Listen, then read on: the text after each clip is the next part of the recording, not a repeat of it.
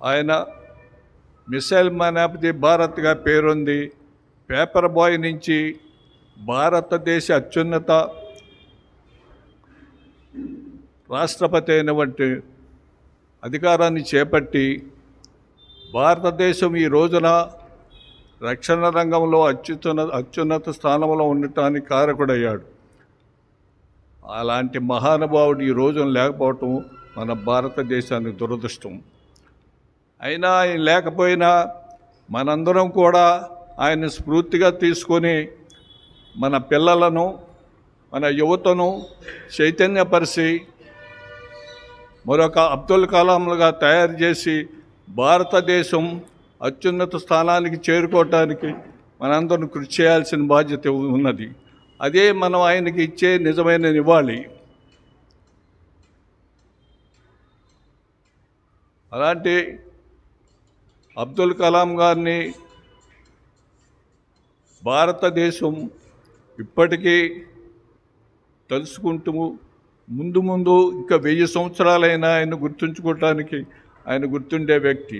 అలాంటి వ్యక్తికి నివాళులు అర్పిస్తూ ఈ అవకాశాన్ని మీరు ఇచ్చిన అవకాశానికి ధన్యవాదాలు తెలుపుతూ ఆయనకి జోహార్ అబ్దుల్ కలాం, జోహార్ అబ్దుల్ కలాం, జోహార్ అబ్దుల్ కలాం గారు.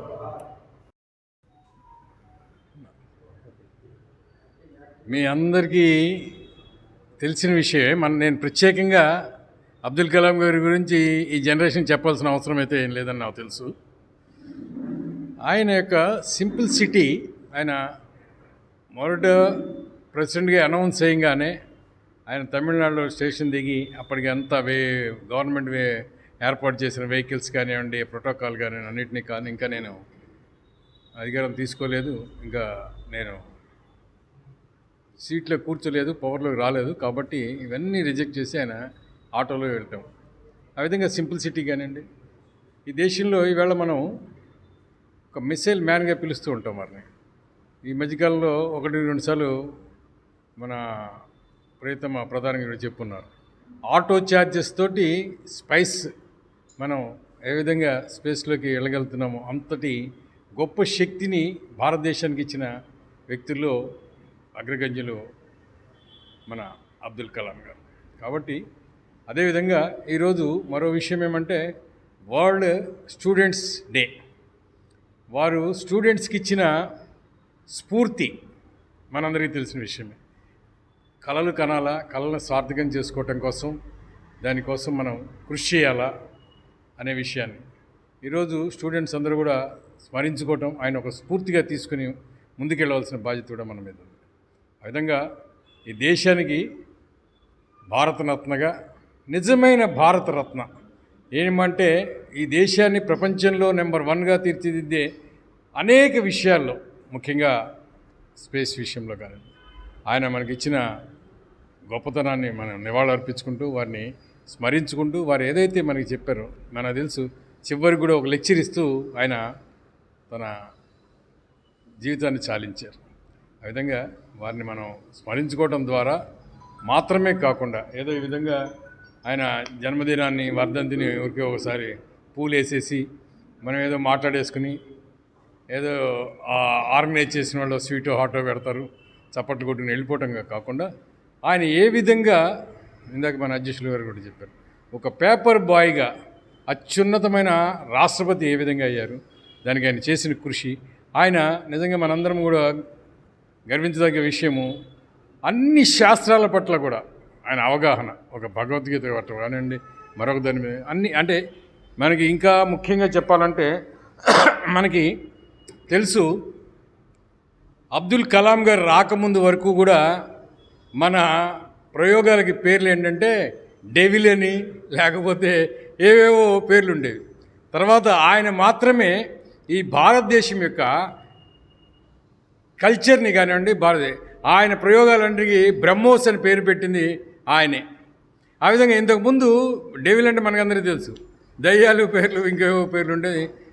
ఆయన స్వతహాగా ఆయన భారతదేశంలో అంకితమైన వ్యక్తిగా బ్రహ్మోస్, ఇటువంటి అగ్ని, ఇట్లాంటి పేర్లు ఆయన ప్రపోజ్ చేసి నామకరణం చేయడం ద్వారా ఈ భారతదేశం యొక్క శక్తి సంబంధించి ఏమండి పెడితే అర్థం కాదని అని అన్నారు.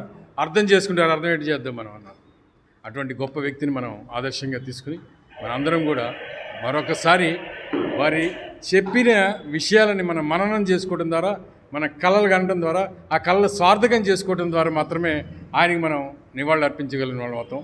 ఆ విధంగా మనం అందరం కృషి చేయాలని అందరికీ కూడా కోరుకుంటూ జై.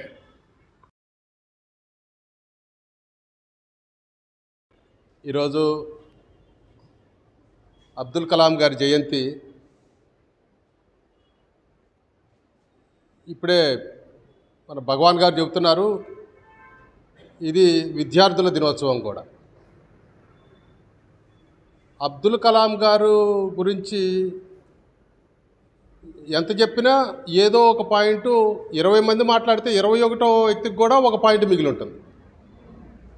అందరూ కూడా ఒక వ్యక్తి గురించి చెప్పేటప్పుడు అతను ఒక గ్రంథం అంటారు, బట్ ఈయన ఒక లైబ్రరీయే. అబ్దుల్ కలాం గారు అనగానే ఒక పొలిటికల్ బ్యాక్గ్రౌండ్ లేనటువంటి వ్యక్తి ఈ దేశానికి రాష్ట్రపతి అయ్యారు అని అనుకుంటున్నాను. పొలిటికల్ బ్యాక్గ్రౌండ్ అనంటే ఒక రాజకీయ పార్టీలోనో ఒక రాజకీయ కార్యక్రమాల్లోనో పాల్గొనటం కాదు. ఈ రోజున యువత రాజకీయాల్లోకి రావాలి అని అందరూ మాట్లాడతారు, కానీ రాజకీయాలు కుళ్ళిపోయినాయి, యువత అని వాళ్ళ ఇంట్లో పిల్లల్ని పంపించడానికి ఇష్టపడతలేదు అని. దానికి వారి జీవితం ఒక ఆదర్శంగా ఉంటుంది. వారు ఏ రాజకీయ పార్టీలోనూ లేరు, యాక్టివ్ రాజకీయాల్లో లేరు, కానీ కంప్లీట్ రాజకీయ అవగాహనతో ఉన్న వ్యక్తి.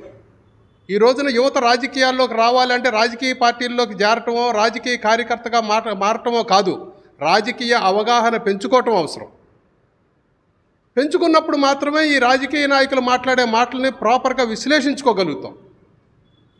అది నేను వీళ్ళందరూ మాట్లాడిన తర్వాత నేను మోదీగా కలాం గారి గురించి చెప్పాలి అంటే నాకు తోచినటువంటి కలాం గారిలో నేను చూసినటువంటి అంశం అదొకటి. మనందరం కూడా రాజకీయ చైతన్యం పెంచుకోవాలి, రాజకీయ అవగాహన పెంచుకోవాలి. అట్లా అని రాజకీయ కార్యక్రమాల్లో పాల్పంచుకోవాల్సినటువంటి అవసరం లేదు. ఈ అవగాహన ఉన్నప్పుడు మాత్రమే మనం ఓటు సక్రమంగా వేయగలుగుతాం. అది ఇంపార్టెంట్. ఓటు యొక్క విలువ ఎందుకంటే రాజకీయ అవగాహనతో ఓటు వేయాలి. ఆయన ఏనాడు రాజకీయాల్లో లేరు. అటువంటి వ్యక్తి ఉన్నతమైన పదవులకు వచ్చినప్పుడు మాత్రమే పురా అనేటువంటి ఒక అద్భుతమైన పథకాన్ని ఆయన తీసుకురాగలిగారు. Program of urban amenities in rural areas అని పురా. ఇటువంటివి రావాలి అంటే రాజకీయ అవగాహన, రాజకీయ చైతన్యం యువతలో పెరగాలి. అది వారి నుండి నేను ఈ రోజున మీరు అందరూ తెలుసుకోవాలి, ముఖ్యంగా యువత తెలుసుకుని ముందుకు నడవాలని చెప్పి ఈ సందర్భంగా ఆకాంక్షిస్తూ కలాం గారికి మరొకసారి ఘనంగా నివాళులు అర్పిస్తూ ఈ అవకాశం ఇచ్చినందుకు ధన్యవాదాలు చేసుకుంటూ సెలవు తీసుకుంటాను. Thank you. మాజీ రాష్ట్రపతి, భారతరత్న అబ్దుల్ కలాం జీవితాన్ని నుంచి విద్యార్థులు చాలా నేర్చుకోవాల్సి ఉంది. అందుకే ప్రత్యేకంగా ఆయన జన్మదినోత్సవాన్ని స్టూడెంట్స్ అంటే విద్యార్థుల దినోత్సవంగా జరుపుకోవటం జరుగుతుంది. నరేష్ చెప్పినట్టుగా అబ్దుల్ కలాం జీవితాల గురించి మనం మాట్లాడుకోవాలంటే 2-3 రోజులు సదస్సు పెట్టి ప్రతి వాళ్ళకి అవకాశం ఇస్తే ప్రతి ఒక్కరూ కూడా అంతకుముందు వక్తలు చెప్పిన పాయింట్ చెప్పకుండా వేరే గొప్ప విషయాలు చెప్పగలుగుతారు. ఆయన ప్రపంచంలో వివేకానందుడి తరువాత భారతదేశానికి ముఖ్యంగా గౌరవము, గుర్తింపు తెచ్చిన వ్యక్తి. బహుముఖ ప్రజ్ఞాశాలి, 28 యూనివర్సిటీ చేత గౌరవ డాక్టరేట్ పొందిన వ్యక్తి. కానీ ఆయన ఆరంభం చూస్తే అది ఈరోజు లేదా మన భారతదేశంలో ఉన్న అతి ఎక్కువ మెజారిటీ వర్గం మిడిల్ క్లాస్ లేదా ఇంకా lower middle class, working class, ఆ క్లాసులు ఇచ్చి ఆయన ఏ ఎత్తుకు ఎదిగారు అంటే యువత గుర్తుంచుకోవాల్సింది ఏమిటి అంటే మనమందరం కూడా నిజంగా ఆశిస్తే అలాంటి ఉన్నత స్థితికి చేరగలమని చెప్పేసి. ఆయనకి ఇంకొక సహకారం, ముఖ్యంగా ఇక్కడ విద్యార్థులు పిల్లల కంటే పెద్దలు ఉన్నారు, ఆయనకి భవిష్యత్తుకి రూపకల్పన చేసింది వారి తల్లిదండ్రులు, గురువులు, పెద్దవాళ్ళు. అందులో ఆల్రెడీ కొందరు తల్లిదండ్రులు ఉన్నారు, కొందరు తాతలు అయ్యారు. తాతలు అయినా కూడా గమనించాల్సింది, ఒక కుటుంబంలో ఒక వ్యక్తి నడవడికి ఎలా ఉండాలి, డిసిప్లిన్ ఎలా ఉండాలి, కుటుంబ సభ్యుల మధ్య ప్రేమ సంబంధాలు ఎలా ఉండాలి, కుటుంబ సభ్యులకి అవసరం వచ్చినప్పుడు ఆయనకి ముఖ్యంగా చదువుకోవటానికి డబ్బులు లేనప్పుడు వాళ్ళ అక్క తన గాజులు అమ్మి మామూలుగా ఆయనకి ఆర్థిక సహాయం చేయటం జరిగింది. వాళ్ళ తండ్రి గారు ముస్లిం అయినా కూడా ప్రతిరోజు అక్కడ ఉన్న మామూలుగా ఈ శివాలయానికి కానీ లేకపోతే ఇతర మతస్థులు, ముఖ్యంగా హిందువులతో సంబంధ బాంధవ్యాలు మెయింటైన్ చేయటం కానీ, తర్వాత ఈవెన్ స్కూల్లో ఒకసారి టీచరు ఒక కుర్రాడిని అవమానించినప్పుడు కూడా వీళ్ళు పెద్దలుగా వెళ్ళి ఆ టీచర్ని మందలించడం కానీ, ఇలాగ ఆయన జీవితంలో ఆయన క్యారెక్టరే కాకుండా చాలామంది వ్యక్తులు మనకు స్ఫూర్తిదాతలు, మార్గదర్శకులు. ఆ తల్లిదండ్రులు ఆయనకి బోధించిన గురువుల కారణంగానే ఆయనలో అంత పట్టుదల రావటం కానీ, వ్యక్తిగా పెరగటం కానీ, అన్ని విజయాలు సాధించడం కానీ జరిగింది. ముఖ్యంగా ఆయన ఏ బ్యాక్గ్రౌండ్ నుంచి వచ్చారో అదే బ్యాక్గ్రౌండ్లో రాష్ట్రపతిగా, రాష్ట్రపతి తర్వాత కూడా ఆయన జీవితాన్ని గడిపారు.